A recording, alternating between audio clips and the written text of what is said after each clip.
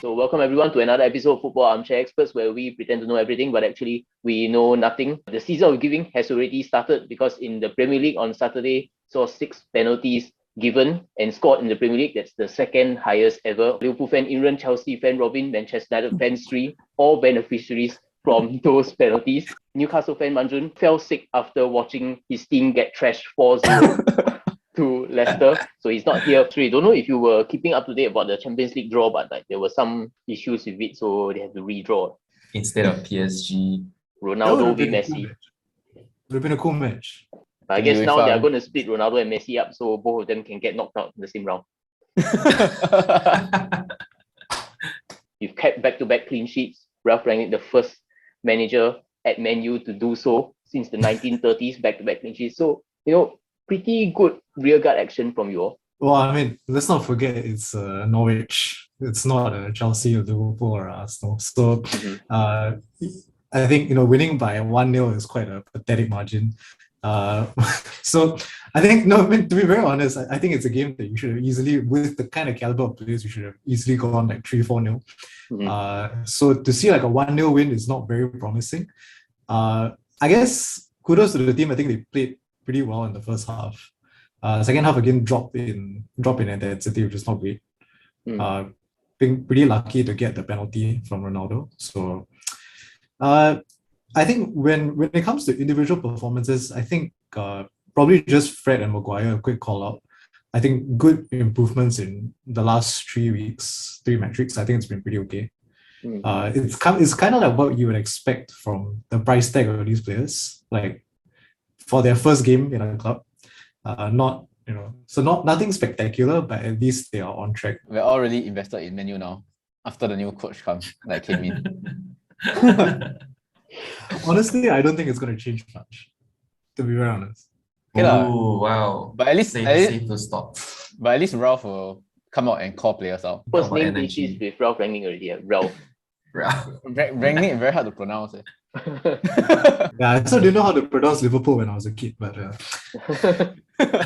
I think Ralph brings with him it really feels like more of an interim appointment. I don't think it's going to be like anything more than 6 months, to be very honest, because there's realistically nothing he can change in 6 months. Yeah. Okay. I don't know if that's too pessimistic or not. Yeah. From a Chelsea fan, that's very pessimistic. Okay, I'll be happy if he doesn't stay more than 6 months. I don't want another club like that. Revolutionize the club. He came from Red Bull, right? And then overhauled the team. But I think he did it, of course, to consider it as it's like German league, it's a lot easier. They have unlimited funds.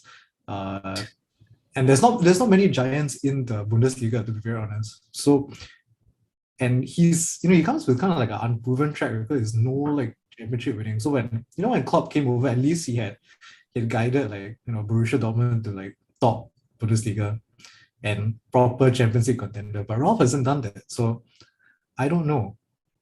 Okay. True. To compare it to your optimism during the times of Ole, he had even less experience. True. But I think at least Ole had at least when he came in for the first 2 seasons, he had at least that United DNA, which is at least the counter-attacking football. With Ralph, it's United were never set up to be like a high-press team, if you get what I mean. They were built to be very fast in a counter-attack. So it seems as though they're just trying to squeeze out performance from the players for the next few months, and then hire someone that fits into the long-term strategy of the team. Because personally, I don't think Ralph's style is going to be suited, and you're going to see a lot more injuries to players as it comes on. Okay, so even even if this 6 months thing ends, he goes up into the ballroom as a director of football or anything, even the manager he chooses is probably, you're thinking not going to be following his style of football. Yeah, I think in terms of recruitment, I think the guy is really good. Spotting future talent, I think he's great. But in terms of actual football, I don't know. I just look at the way we played last weekend, and De Gea is still man of the match. doesn't really bode well. I mean, compared to the impact that Oli had when he came over from Mourinho, right? It's like boom, like instant change. So it seems to me like the players are not really playing for the manager or anyone. And it's such. I mean, think about it. This is a team that finished second last year, and it's just something's wrong. Okay, I think very hard to compare to last year because last year I feel like not as much contenders for top 4 as this year. If anything, I think he just needs to work on the back line.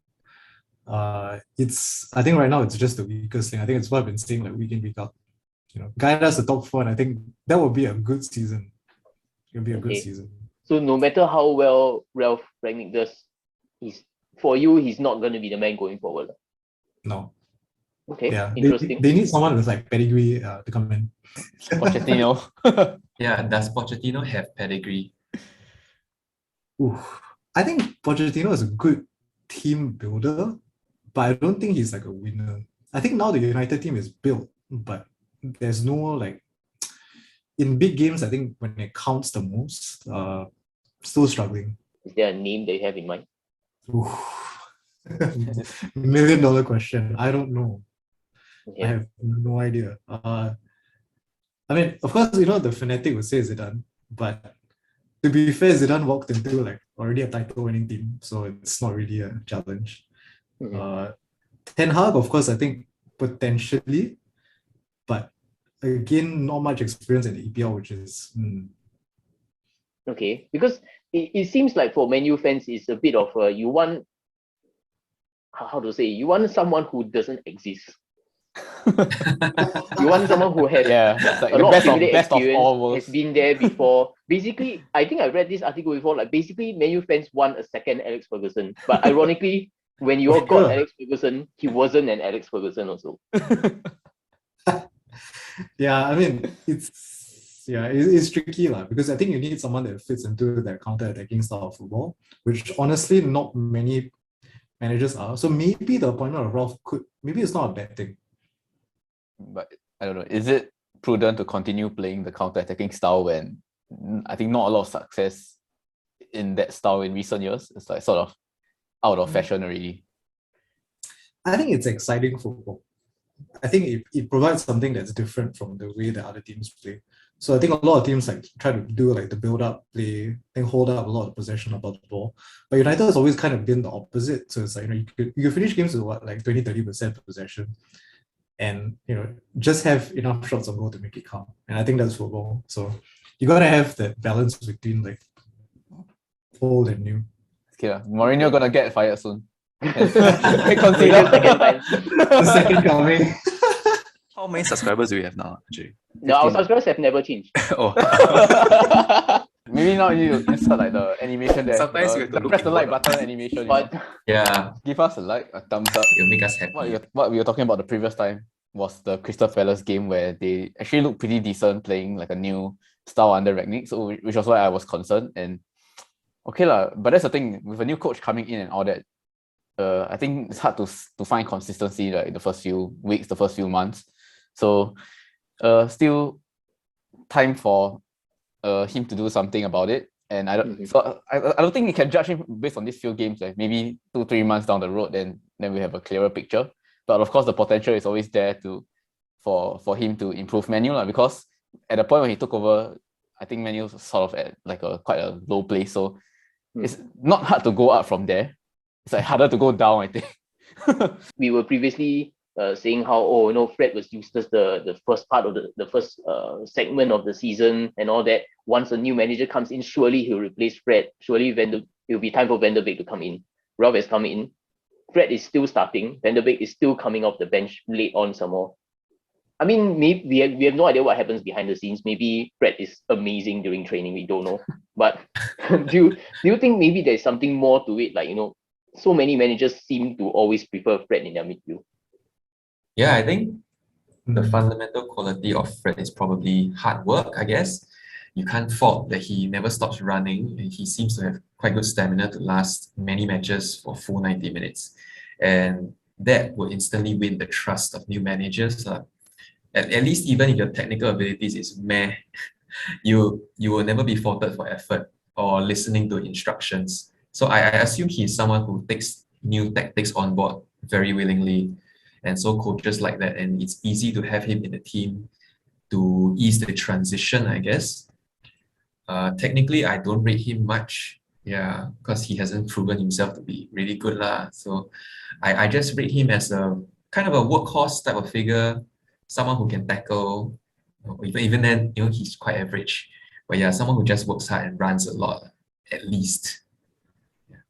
Okay, maybe sort of related question to Sri. Like, say for example, you're Man U manager tomorrow. Do you start Van der Beek over Fred? With the current injury table, yeah. I think maybe it's not comparing like Van der Beek and Fred. So if you think about it, right, Fred and McTominay are pretty much the same player, right? They are both very industrious with the ball. So I think when you're thinking about like Fred versus Van der Beek, I think you have to compare like who they are. Their partner always going to be McTominay, because McTominay pretty much has got their midfield unlocked, which is pretty amazing as a youth player.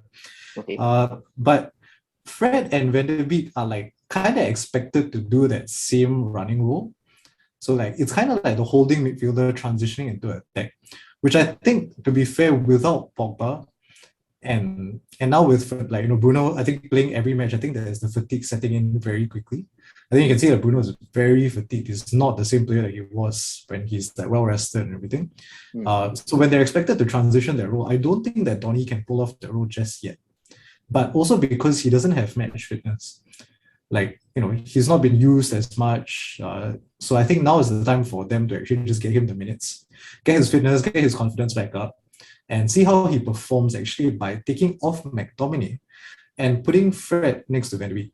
With this 4-2-2-2 formation, do you think maybe he may not get the best out of Bruno? Personally, I don't think so, because Bruno is still a cam at the heart of it. So I think when you consider that, it's going to be tough. He doesn't have like a defined role. He doesn't have someone to cover for him. So defensively, it's going to be a bit weak. So I don't foresee Ralph continuing with a 4-2-2-2, to be very honest. Go to Robin first. I have no idea what happened to Chelsea. You've watched Chelsea on a more consistent basis. Suddenly they're conceding goals left and right. Conceded 3 to West Ham, 3 to Zenit in midweek, and now another 2 to a Leeds side that this season haven't been that great. Yeah, it's very hard to explain, because when you look at it, the only weak links in the side is probably Marcus Alonso and maybe Azpilicueta. And that's quite harsh, because they haven't been... Okay. Too excited. Not too excited again. But same thing, right? Jorginho is still playing through an injury, and that would weaken the midfield stability quite a bit, even though he scored the penalties, which were really, really well taken. It's very telling that our two midfields who are missing, like Kovacic and Kante, are super important.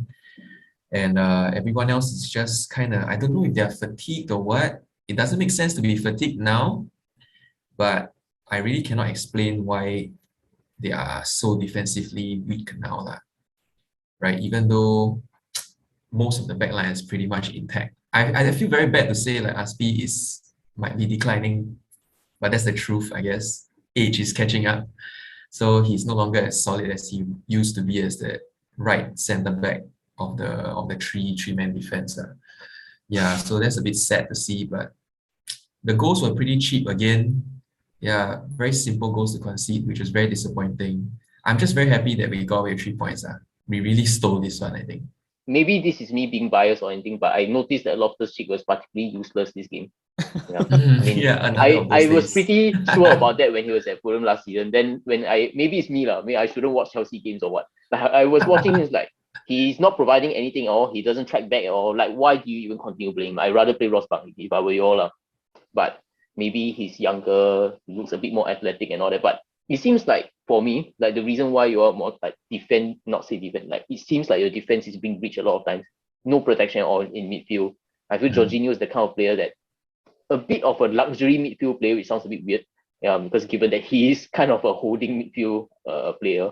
Yeah, like, for him, he needs someone beside him who is able to put in the hard work and help him with the defensive part of it. And Loftus-Cheek doesn't do that at all.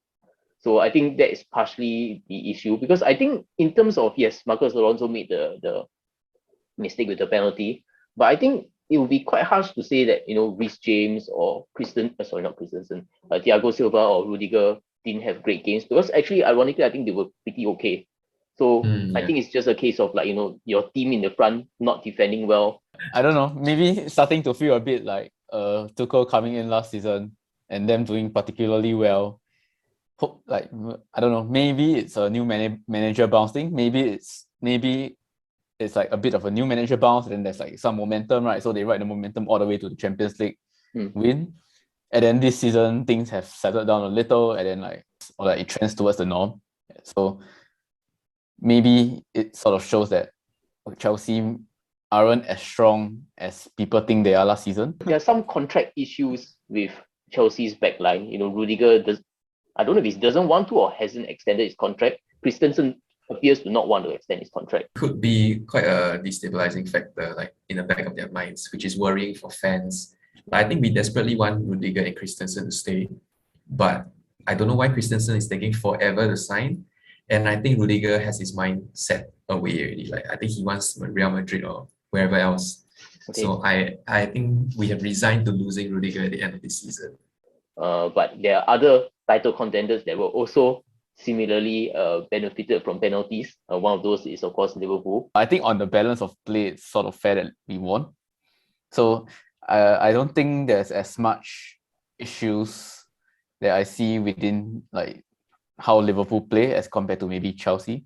And I would say it's maybe sort of similar to Man City, because like they also won 1-0 and arguably with like a more even luckier penalty, which was like which is still like contentious. So but that's the thing, but they played well, and like, so in the balance of play, I think they deserve to win. And I think Liverpool was sort of the same, because from what I can see, we had quite a lot of chances. So the attacking patterns and everything is still there. It was just one of those days where we were not very clinical in front of goal. It was actually the individual players that saved us a lot. Like Aston Villa didn't have a lot of chances, but there were a few mistakes made by Alisson throughout the game. Like, there was a few times he actually came out and he missed the ball and the goal was like open, but there was always a defender there to save him. So I guess that's one of the factors, like where you can clearly see where the individual skills of the player sort of shone through. Usually it's Alisson saving us when the defense fails, but this time it's the other way around. So I think it's like a really good partnership there, because you can't have everybody on form all the time, especially a keeper. And that's the thing, if a keeper is off form, it's so easy for them to make like goal conceding mistakes. Raul Jimenez, stupid double yellow card just before halftime. I was watching the Man City game, couldn't believe what I was seeing. So it's like basically he was telling the ref, send me off. Yeah, he blocked a free kick, I think.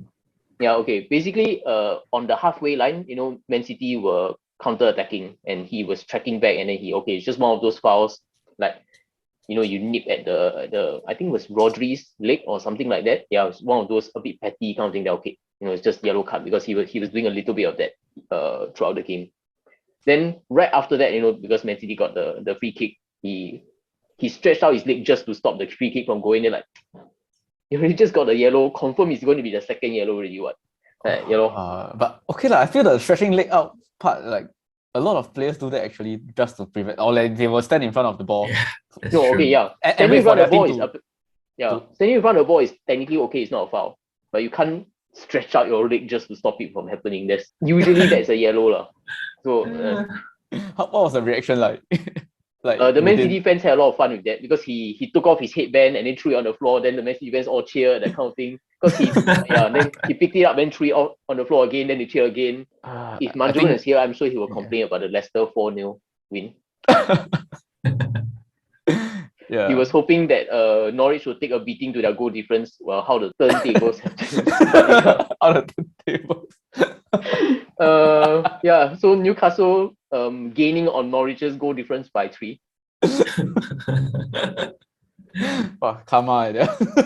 Double match week, this match week 17 and 18. Obviously, we'll be just highlighting games in which maybe you want to talk about. Maybe you can start with Liverpool's games. Liverpool are first at home against Newcastle, away to Spurs.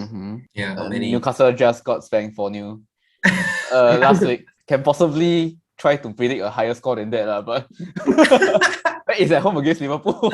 I think the game will play out quite straightforwardly. Don't even think they can try to nick a goal here and there, because if they're going to count on individual talents like Saint-Maximin, then I don't know, like very hard to out individual talent like Van Dijk or Alisson or any of like Liverpool's backline.